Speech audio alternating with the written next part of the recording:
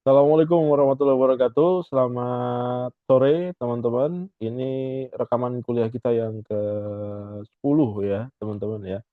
Eee, nggak kerasa pertemuan kita sudah sampai ke-10, berarti sisa tinggal 1, 2, 3, 4, 5 pertemuan ya, 5 pertemuan lagi before, UAS ya teman-teman. Nah, sebelum saya masuk ke materi di perkuliahan, sore ini ya teman-teman, saya mau mengingatkan teman-teman,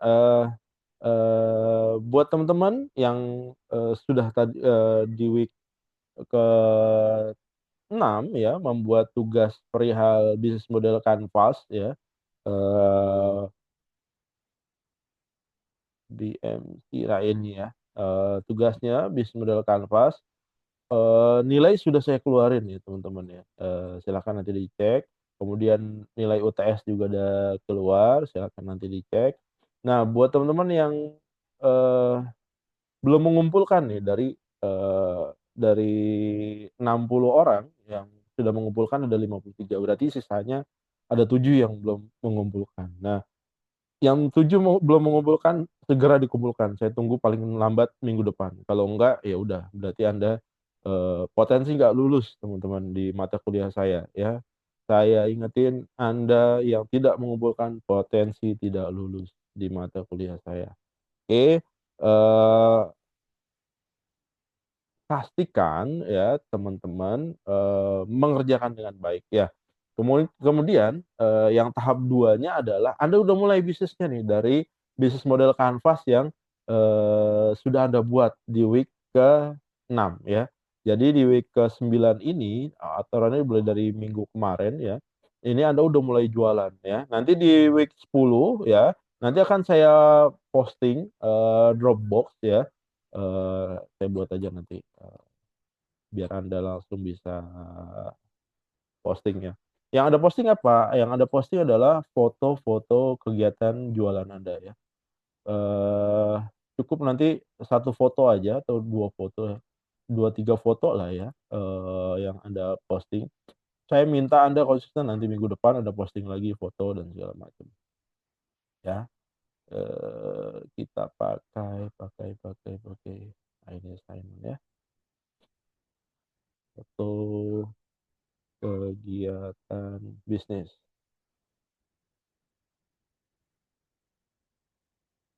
mandiri.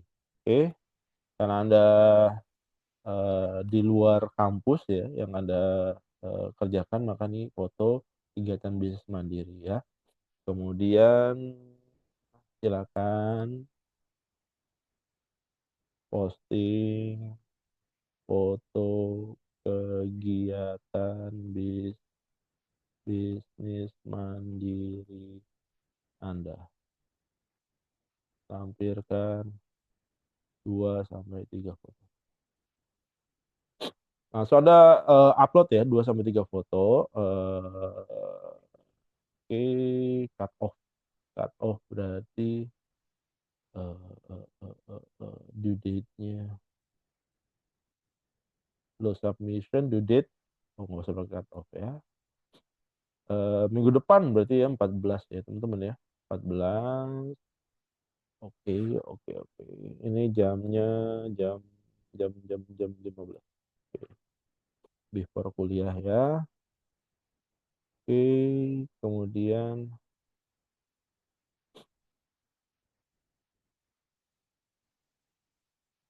udah. Oh ya. Kapasitas ya 2 mega ya, kalau lebih dari 2 mega tolong dikompres ya filenya, karena memang, e-learning-nya hanya cukup untuk 2 mega maksimal ya. Oke, ini ya udah saya posting ya, foto untuk kegiatan bisnis mingguan Anda. Ini nanti akan saya minta tiap minggu teman-teman. Nah ini jadi nilai UTS Anda nanti, nanti termasuk dengan laporan laporan, keuangannya ya, nanti akan saya minta Anda buat ya. Oke, ini, eee, foto kegiatan bisnisnya nanti akan dipakai untuk, eee, laporan UAS nanti. Nah ini, kuis ya, kuisnya sudah dimulai minggu ini, berakhirnya tanggal 25 Januari. Jadi jangan sampai ketinggalan ya teman-teman ya. Saya ingatkan jangan sampai ketinggalan. Oke, kita masuk ke pertemuan 10, cuma kemarin, saya ngejelasin week 10 ya kemarin. Sorry, berarti kita masuk ke week 9 aja sekarang ya. Week 10 nanti lihat rekaman, minggu kemarin ya, teman-teman ya. Oke, ini kita bicara week 9 adalah design thinking ya. Design thinking ini seperti ini, teorinya udah kita bahas kemarin. Ini, design thinking, starting and growing the business ya. Bicara tentang startup dan small business. Masih relevan nggak small business menurut Anda?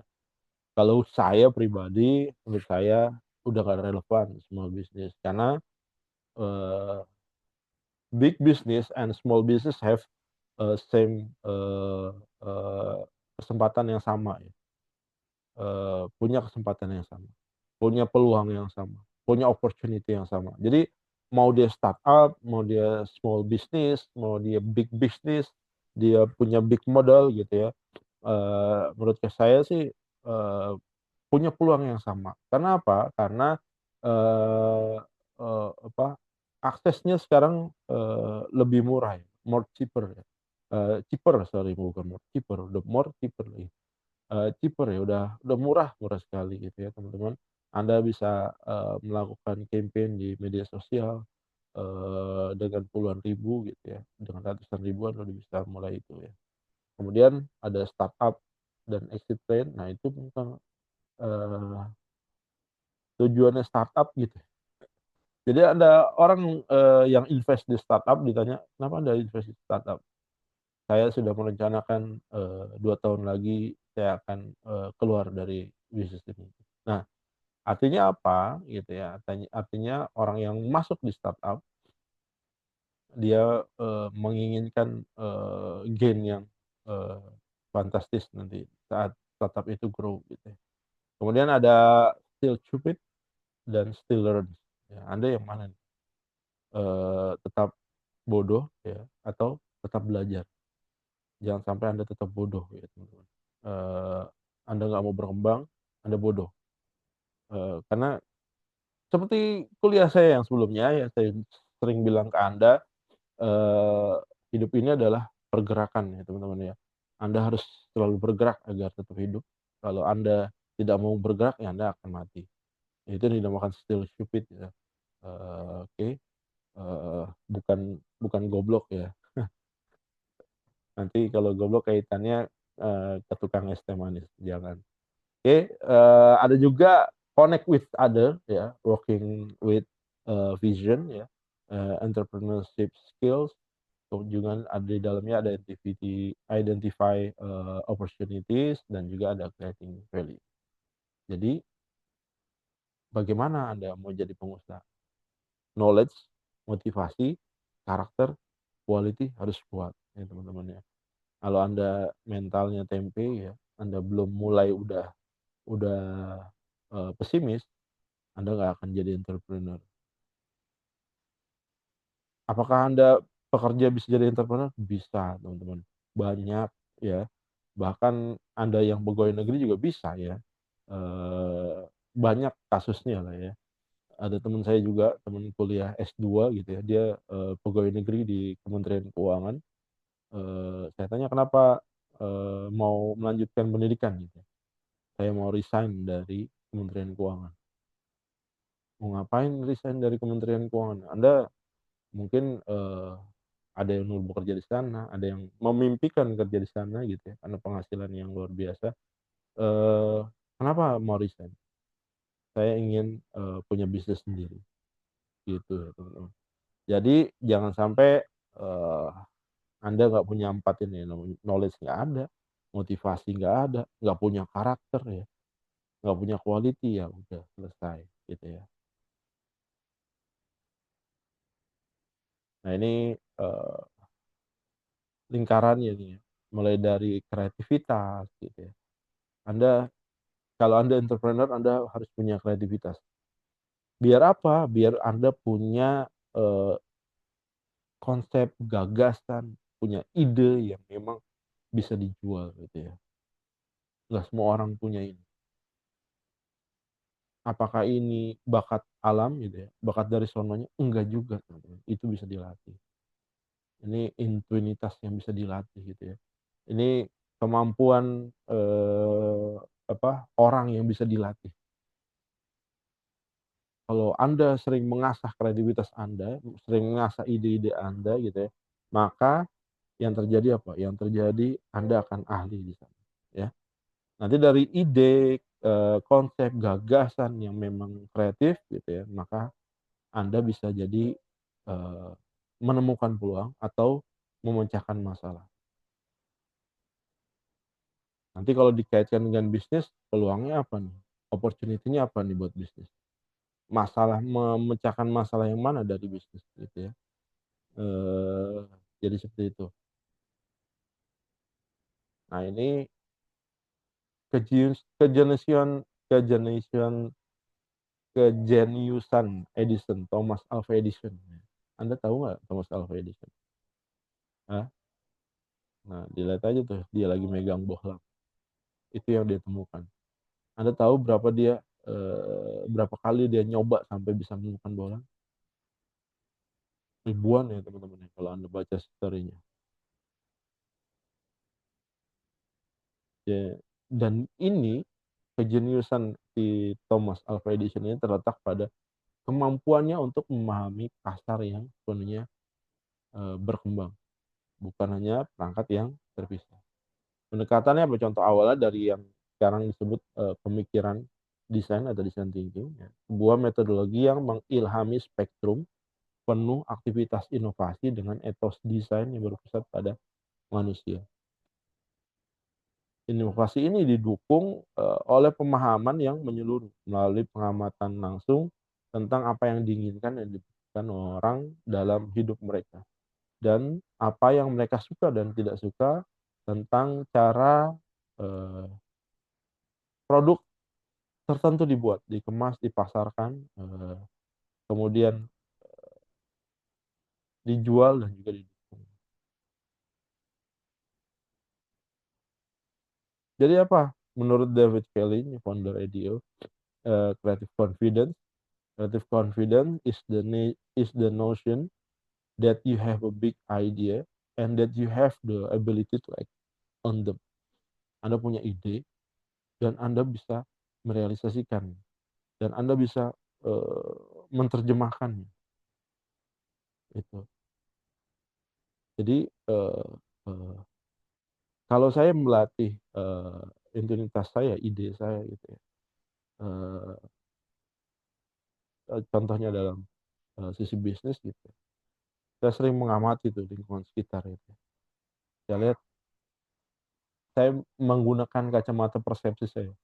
Persepsi saya adalah, mana yang bisa dijadikan peluang bisnis, dan banyak sekali gitu sebenarnya ternyata yang bisa dijadikan, peluang bisnis, dan Indonesia ini kaya orang-orang yang ide-idenya kreatif gitu. Anda lihat aja lah netizen-netizen di Indonesia, orang kreatif apa gitu ya teman-teman. Nih kasus es teh manis ya kemarin, nggak ada sehari, kasus itu viral udah banyak ide-idenya gitu, parodi-parodinya udah banyak gitu. Artinya apa? Artinya mereka, eee, kreativitasnya bisa langsung, terpicu ya atas satu kondisi. Jadi nggak perlu mikir banyak gitu ya. Jadi begitu ada, sesuatu yang, eee fenomena di masyarakat, mereka langsung mengeluarkan ide-ide kreatif.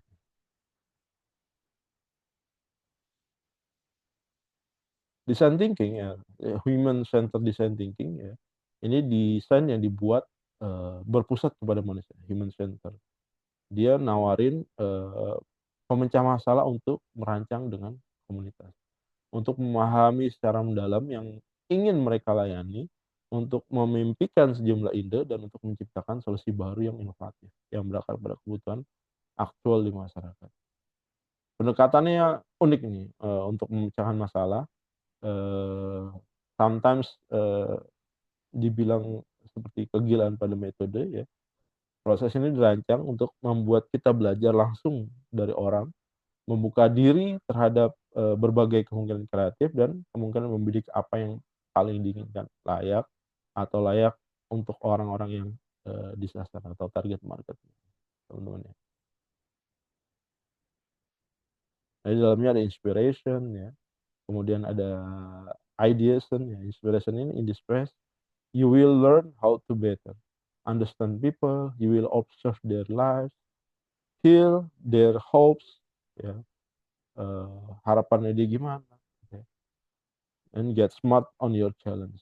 Kemudian ideation, you will make sense of everything that you have heard. Jadi ide itu bisa dari yang kita dengar gitu, yang kita baca, yang kita rasakan gitu, yang kita pegang, yang kita cicipi, itu bisa jadi ide. Kemudian implementasi, now is your chance to bring your solution to life. You will figure out how to get your idea to market and how to maximize its impact in the world gitu ya. Begitu ide Anda jadi gitu ya, gimana cara mengimplementasikannya. Nah, ini tahapannya ya, yang kemarin kita bahas ada empathis, ada define, idea, kemudian dia buat prototipenya, kemudian dia testing. Ada aspek-aspek utama design thinking, desirability ya, apakah produk layanan yang akan dibuat masuk akal, make sense ya, bisa diimplementasikan nggak? Kalau nggak make sense ya nggak usah lah gitu ya. Kalau nggak masuk di akal nggak usah lah, ya. Visibility, apakah secara fungsi layak untuk digunakan oleh pengguna. Nah, dari sisi viability, produk dan layanan yang dibuat apakah bisa menjadi bagian dari model bisnis atau organisasi yang berkelanjutan gitu ya. Nah, design thinking ini metode bisa diterapkan dalam segala aspek ya, bisa design for all atau design for change. Dan secara khusus sampai saat ini implementasinya dari beberapa bidang, contohnya computer science, dia digunakan sebagai sebuah desain perangkat lunak website. Dari sisi bisnis juga bisa, perusahaan konsultan bisnis, Accenture ya, atau McKinsey, ini yang, mulai menggunakan design thinking. Kemudian ada socialpreneurship ya, kewirausahaan sosial yang menjadi katalis, dan juga di sisi education ya, di education juga dipakai juga gitu ya. Profile di design thinking ya ada empathy ya, mereka dapat membayangkan dunia dari berbagai perspektif, rekan kerja, klien, pengguna akhir, pelanggan, gitu. Dengan mengambil pendekatan, first man ya. Design thinkers, dapat membayangkan solusi yang secara inherent diinginkan dan memenuhi kebutuhan eksplisit dan laten. Kemudian dia berpikir integratif, optimisme, kemudian eksperimentalisme, dan juga yang terakhir kolaborisme. Nah, resource-nya apa? Resource-nya dari sisi valuable nih, punya nilai kompetitif atau enggak, disadvantages atau enggak gitu ya. Kemudian rare-nya, kemudian inimitable-nya, kemudian organize-nya gimana gitu ya.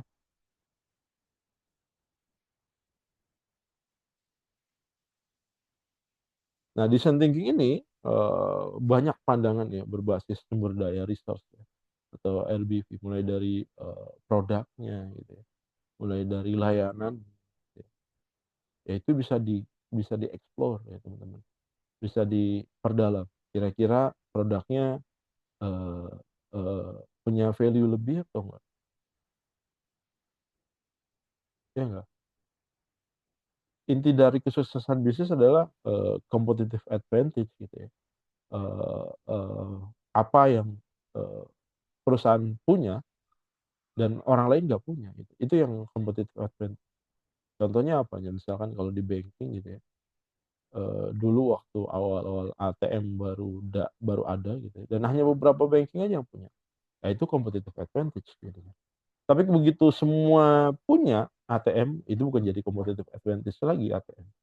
Jadi item yang lain yang jadi competitive advantage. Jadi memang, kuncinya itu ya, teman-teman.